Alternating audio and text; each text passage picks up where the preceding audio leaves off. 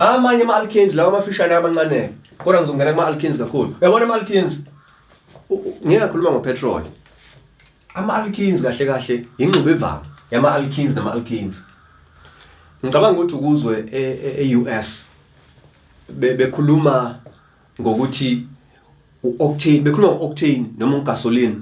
Kodwa ake silokuze u-octane, sikhuluma ngo-octane. U-octane, oct means 8.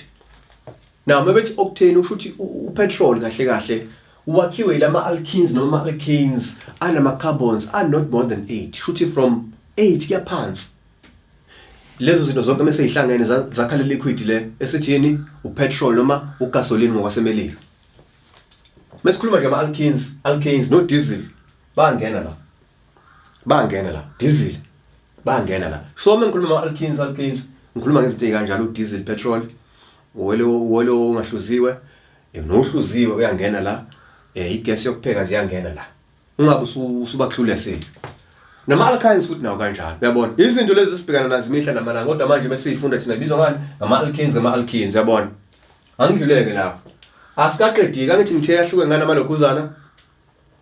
Ama-organic molecules ahluke nge-functional group. Hayi kuphela ngisazokutshela futhi omunye umehluko. Ake sibuke nango ku number 4.